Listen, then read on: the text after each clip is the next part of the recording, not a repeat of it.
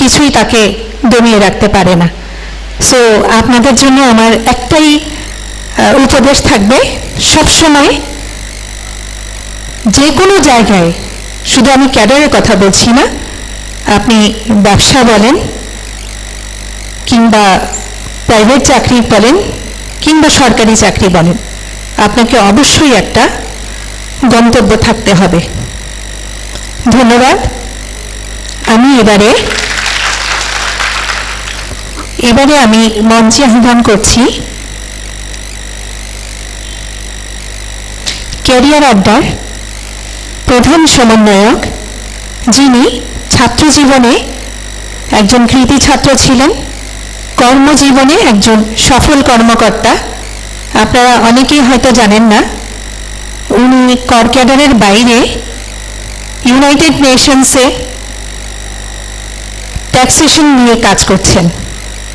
তিনি হচ্ছেন অতিরিক্ত কর কমিশনার সৈয়দ মোহাম্মদ আবু দাউদ, আপনারা যাকে বাদল সৈয়দ নামে চিনেন। আমি তাকে মঞ্চে বিনীত অনুরোধ জানাচ্ছি তার প্রেজেন্টেশন দেখানোর জন্য। আমি একটু বলে রাখি, আমাদের আজকে যিনি মূল আকর্ষক জনাব সুফি মিজানুর রহমানের বক্তব্য আমরা শুনব একটু পরে, কারণ হচ্ছে আমাদের ইউনিভার্সিটি শাটল ট্রেনটা এখনো এসে পৌঁছায়নি। ওখানে আমাদের আরও কিছু ভাই বোন আসবে, তারা যেন ওই বক্তব্যটা উপভোগ করতে পারে, সেজন্য আমরা আগে আমাদের স্যারের একটা প্রেজেন্টেশন দেখে নিই। ধন্যবাদ সাবিনা ইসলাম। শুভ সন্ধ্যা। অনেক শ্রদ্ধা আমাদের স্বপ্নের সারথী সুফি মিজানুর রহমান, আমাদের সম্মানিত রোটারির ডিজি ইলেক্ট এখানে আছেন এবং অনেক সম্মানিত অতিথি আছেন। আমি 10 মিনিট মাঝখানে সময় নিচ্ছি এই কারণে যে আমাদের বেশ কিছু তরুণ বন্ধু আমাদেরকে খবর দিয়েছে তারা অন দ্য ওয়েতে আছে এবং তারা আসলে আমাদের সুফি মিজান স্যারের বক্তব্য মিস করতে চায় না, আমরা যাতে তারা আসার আগে শুরু না করি। এই কারণে স্যার, আমি স্যারের দৃষ্টি আকর্ষণ করছি, স্যার আপনার অনুমতি দিয়ে আমরা 10 মিনিট পরে আপনাকে দিতে চাচ্ছি, কারণ আমাদের বন্ধুরা মিস করতে চাচ্ছে না। এখন আমি আমার তরুণ বন্ধুদেরকে বলি, প্রশ্ন হচ্ছে আজকে আমরা এখানে কেন, তোমাদেরকে আমরা কি বানাতে চাই। দেখো,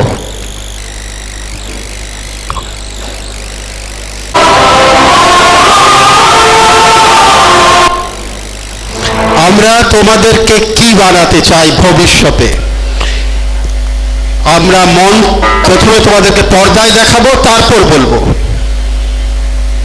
আমরা তোমাদেরকে বানাতে চাই রোমান গ্ল্যাডিয়েটর,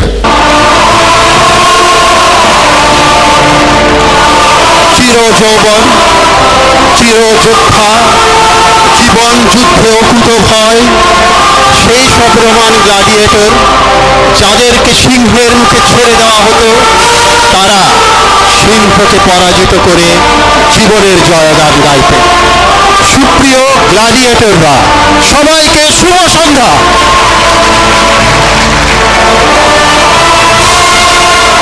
এক সময় মানুষকে ছাড়িয়ে যায়, আমরা দীর্ঘ হতে চাই আমাদের স্বপ্নের চেয়ে, আমরা বড় হতে চাই যত বড় হওয়া যায় তার চেয়ে বেশি। প্রিয় gladiator, sky is not your limit. আকাশ যদি তোমার সীমা হয়, তবে আকাশের উপরে কে যাবে?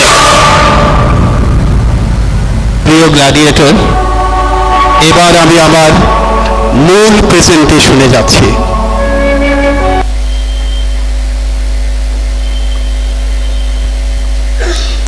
এটা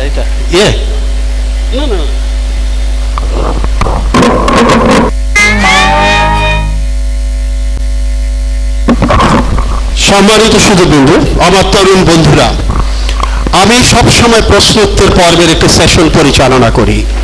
একটি গল্প থাকে, সেই গল্পে একটি প্রশ্ন থাকে এবং সেই প্রশ্নের উত্তর তোমাদেরকেই দিতে হয়, আপনাদেরকেই দিতে হয়। আমার দুটো কর্ডলেস মাইক্রোফোন দরকার, 2 জন স্বেচ্ছাসেবক দরকার। কারা আসবে? যে কোনো 2 জন আমাকে সহায়তা করতে হবে, প্লিজ প্লিজ। যারা প্রশ্নের উত্তর দেবে তাদের কাছে নিয়ে যেতে হবে। sometimes good, other times rough. But with every up and down, you learn lessons that make you strong. Next slide. প্রথম গল্প। এক লোকের ছোট্ট একটি দোকান ছিল, যা দিয়ে সে জীবিকা নির্বাহ করত। তার আর কিছুই ছিল না। এক রাতে সেই দোকানটি পুড়ে গেল। পরের দিন সকালে দোকান মালিক পুড়ে যাওয়া দোকানের উপর একটি সাইনবোর্ড লাগালো। সারার ভাই, আমি বললে পরে স্লাইডে যাবে। পরের দিন সকালে দোকান মালিক পুড়ে যাওয়া দোকানের উপর একটি সাইনবোর্ড লাগালো, তার দোকান পুড়ে গেছে, সব ধ্বংস হয়ে গেছে। সেই ধ্বংসস্তূপে পরদিন সেই ছোট্ট দোকানদার, ক্ষুদে গরিব মানুষটি একটি সাইনবোর্ড লাগালো। কি লেখা ছিল সাইনবোর্ডে? কে বলবে? সুফি বিধান স্যার, প্লিজ মাইক্রোফোনটা।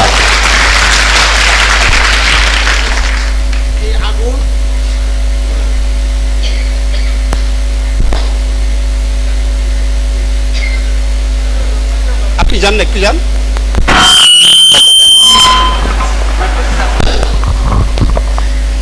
এই আগুনের জ্বলে পড়ে আমাদের সমস্ত ভেজাল, সমস্ত ঝঞ্ঝাল সব পুড়ে ছাই হয়ে গেছে। বিধাতা আমাদেরকে নূতন করে শপথ নেওয়ার সুযোগ করে দিয়েছেন, আমাকে জীবনের স্বপ্ন বাস্তবায়িত করার জন্য সুযোগ করে দিয়েছেন। ধন্যবাদ স্যার। আর কেউ? সাইনবোর্ডে কি লেখা ছিল? আর কেউ বলবে? আমাদের তরুণ বন্ধুরা, কারো কোনো এনি গেস? প্লিজ মাইক্রোফোনটা দিন। সাইনবোর্ডে কি লেখা ছিল?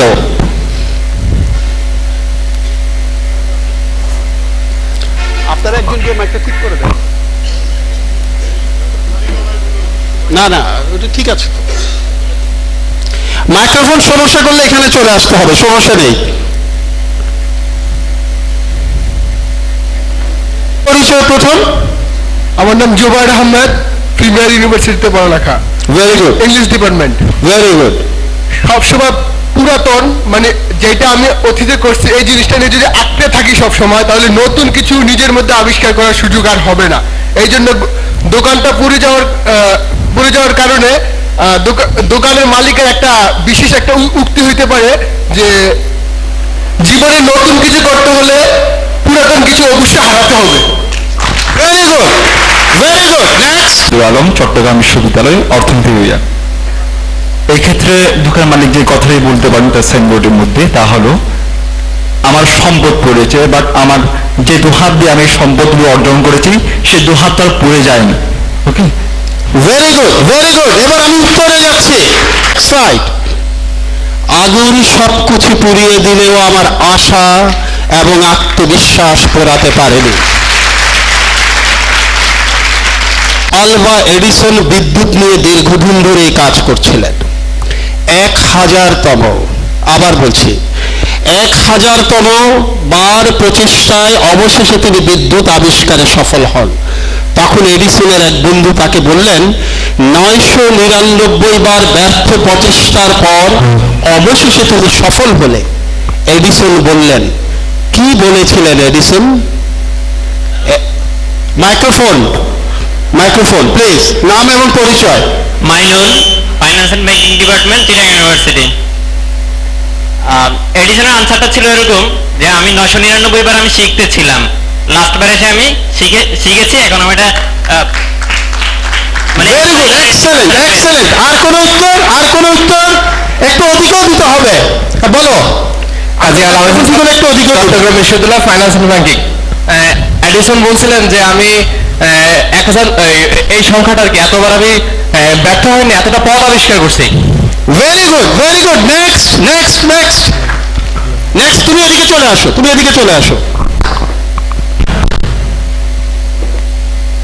হ্যাঁ, আমি দিদার, যেটা মিউনিসিপ্যাল মেডিকেল কলেজ থেকে এসএসসি পরীক্ষা দিছি। 999 বার ব্যর্থ হওয়ার পরে সে বলছিল 999 বার ব্যর্থ হয়েছি, তাতে কিছু হয় নাই, কিন্তু আমি একবারে সাফল্য পেয়েছি। 999 বার ব্যর্থ হওয়াটা কোনো বড় কিছু ছিল না, কিন্তু 999 বার আমি অনেক কিছু শিখেছি, বাট একবারে আমি সাফল্যতে সবকিছু গুটিয়ে নিয়েছি। ধন্যবাদ। আর কেউ একটু প্লিজ আসো আসো আসো, সামনে আসো, এরপরে তুমি আসো।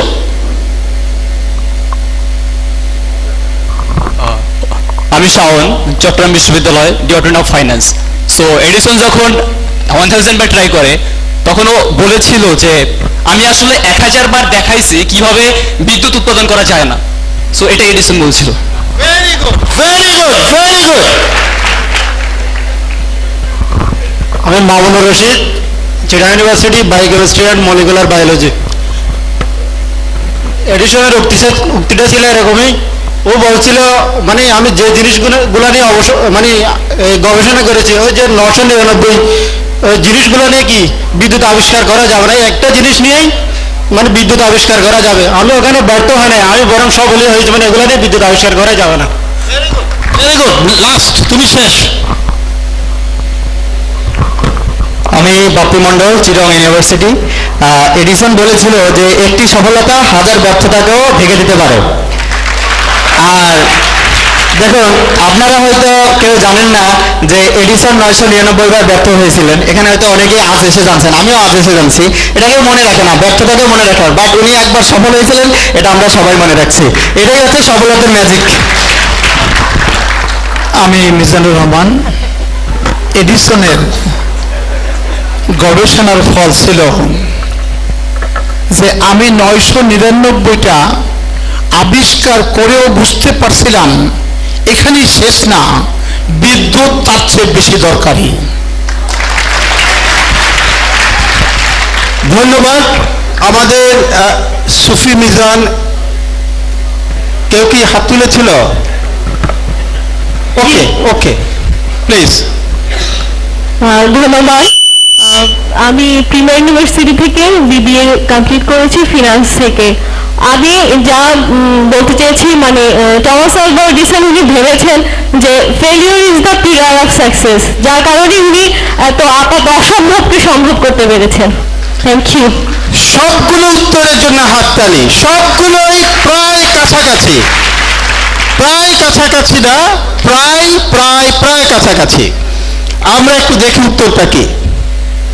সেগুলো ব্যর্থ প্রচেষ্টা ছিল না, চেষ্টাগুলোর মাধ্যমে আমি শিখেছি ওই 999টা উপায়ে বিদ্যুৎ তৈরি সম্ভব না। নেক্সট গল্প। খুব গরিব এক রিক্সাওয়ালার ছেলে। ছেলেটি ছিল অসম্ভব মেধাবী। পরবর্তীতে সেই ছেলেটি মেধার জোরে সরকারের উচ্চ পদে আসীন হয়। একদিন সে খুব সুন্দর একটি বাড়ি কিনলো এবং সেটি তার বাবাকে উপহার দেওয়ার সিদ্ধান্ত নিল। ছেলেটি তার পিতাকে বাড়িটি দেখাতে নিয়ে গেলেন। ছেলেটির পিতা বাড়িটি দেখে অবাক হয়ে গেলেন এবং জিজ্ঞেস করলেন, ছেলেটির পিতা কি জিজ্ঞেস করেছিলেন? Any guess please? নাম এবং পরিচয় বলতে হবে। Mamunur Rashid, Chittagong University biochemistry and molecular biology. ছেলেটার বাবা বলেছিল মানে আমি আমার ছেলেকে আরো অনেক বড় চেয়েছিলাম, তুমি এত ছোট বাড়ি ওভার দিচ্ছ কেন আমাকে? Next next next.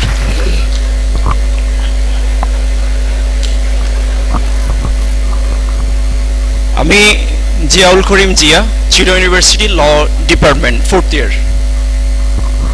ছেলেটির বাবাকে লিখেছিল এই, দরিদ্র হয়ে জন্মগ্রহণ করাটা অপরাধ, কিন্তু দরিদ্র হয়ে মৃত্যুবরণ করাটা হচ্ছে সবচেয়ে বড় অপরাধ। সরি, আমি ভুল বলেছি মেবি প্রথমে। দরিদ্র হয়ে জন্মগ্রহণ করাটা অপরাধ নয়, তবে দরিদ্রতা নিয়ে মৃত্যুবরণ করাটাই অপরাধ, এটাই বল। আর কেউ প্লিজ?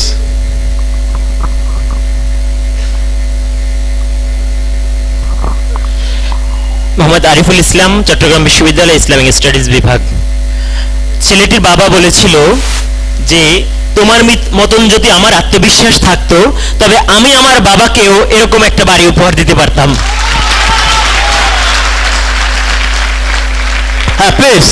আমি মুমতাহানা সেতু বলছিলাম, চিটাগং ইউনিভার্সিটির 4th বর্ষ উদ্ভিদ বিজ্ঞান বিভাগ। ছেলেটির পিতা তাকে জিজ্ঞেস করেছিল, তুমি কি সৎ উপার্জনে আমাকে এই বাড়িটি উপহার দিয়েছো? Excellent, excellent. নেক্সট, আমি আবার বলি, গরিব রিক্সাওয়ালার ছেলে সরকারের উচ্চ পদে গিয়ে একটি বাড়ি কিনে বাবাকে সেই বাড়িটি উপহার দিলেন। রিক্সাওয়ালা বাবা তাকে জিজ্ঞেস করলেন, উত্তর, এই সুরম্য বাড়ি কেনার টাকা তুমি কোথায় পেয়েছো? তোমার কি বেতনের টাকায় এই বাড়ি কেনা সম্ভব? পরের গল্প, 1 মিনিট। 90 বছর বয়সী আমার দাদিমার কোনো প্রাতিষ্ঠানিক শিক্ষা ছিল না। বড়শি দিয়ে মাছ ধরার খুব নেশা ছিল আমার বাবার। একদিন খাবার টেবিলে মাছ দেখে দাদিমা জিজ্ঞেস করলেন, দাদিমা কি জিজ্ঞেস করেছিলেন? আমার বাবার নেশা ছিল মাছ ধরার বড়শিতে, দাদিমা কোনো প্রাতিষ্ঠানিক শিক্ষা ছিল না। একদিন দাদিমা খাবার টেবিলে মাছ দেখে জিজ্ঞেস করলেন, তিনি কি জিজ্ঞেস করেছিলেন?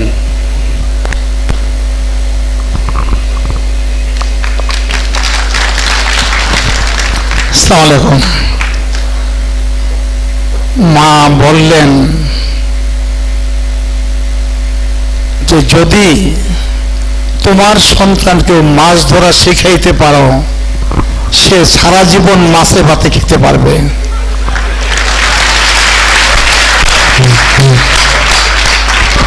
Next, next please.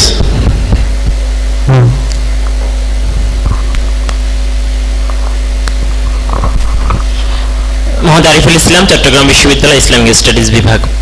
ছেলেটির মা বলেছিল যে যদি তোমাকে কেউ 1 কেজি মাছ দেয়, তুমি সেটা একবেলায় খেয়ে ফেলবে। যদি কেউ তোমাকে মাছ ধরা শিখিয়ে দেয়, তবে আজীবন তুমি মাছ ধরে খেতে পারবে। Excellent, excellent. আসো, নাম এবং পরিচয়। আমি সুফিয়ান, ইন্টেরিয়র ডিজাইনের কাজ করি। দাদিমা বলেছিলেন, তুমি যে বড়শিটা দিয়ে মাছ ধরেছো সেই বড়শিটাকে যত্ন করে রেখেছো। ভেরি গুড, সেই বড়শিটাকে যত্ন করে রেখেছো। আর কেউ? গুড। আমরা দেখি দাদিমা টেবিলে মাছ দেখে কি বলেছিলেন। এই মাছ কি বড়শি দিয়ে ধরা হয়েছে? যদি তা হয়ে থাকে তাহলে আমি খাবো না, কারণ মাছের সাথে প্রতারণা করা হয়েছে।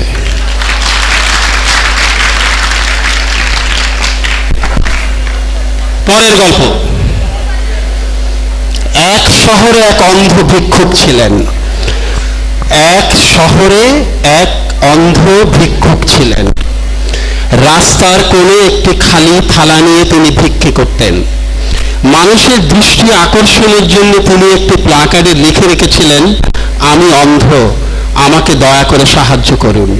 কিন্তু কেউ তার দিকে ফিরেও তাকাতো না এবং তার থালাটি খালিই পড়ে থাকত। একদিন এক ব্যক্তি ভিক্ষুকটির নিকট আসলো এবং প্লাকার্ডটি পরিবর্তন করে দিলেন। সেদিন থালাটি আর কিছুই খালি রইল না। ব্যক্তিটি সেই প্লাকার্ডে কি লিখেছিলেন? আসসালামু আলাইকুম। আমি এই সুন্দর পৃথিবীকে দেখতে পারি না, আমি অভাগা, আমার দৃষ্টিশক্তি নাই, আপনাদের সহানুভূতি দরকার। Excellent, excellent. Please, please. তিনি লিখেছিলেন, আমি আপনার মতো দেখতে পাই না, সুতরাং আমি অসহায়, আমার প্রতি সহানুভূতি দেখান। Next, next. Very good, very good. আজকের দিনটা খুব সুন্দর, বাট আমি দেখতে পাচ্ছি না। এক্সেলেন্ট, হাততালি দিন। নেক্সট।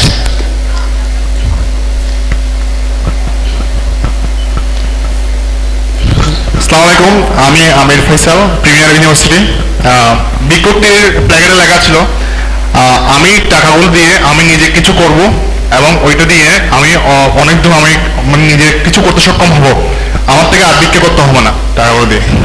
সুদীপবৃন্দ, আরেকজন আছে, তুমি এদিকে চলে আসো।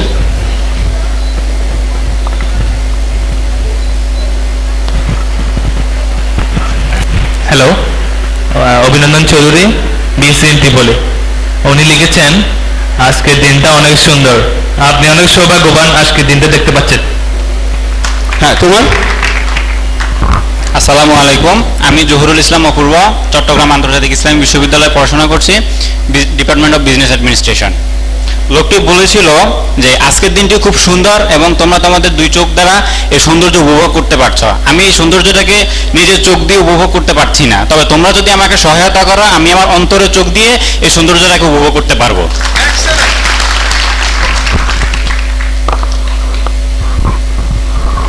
প্লেকার্ডে লেখা ছিল আমি যদি আপনাদের মতো দেখতে পেতাম তাহলে আমি হয়তো আজ অন্য কোনো অন্ধকে সহায়তা করতে পারতাম। ধন্যবাদ। আসসালামু আলাইকুম, আমি নাফিসা মালিয়াত, ইস্ট ডেল্টা ইউনিভার্সিটিতে ইংলিশে বিএ করছি। তার নতুন প্ল্যাকার্ডে লেখা ছিল যে আমি দেখতে পাই না কিন্তু ঈশ্বর ঠিকই দেখতে পাচ্ছেন যে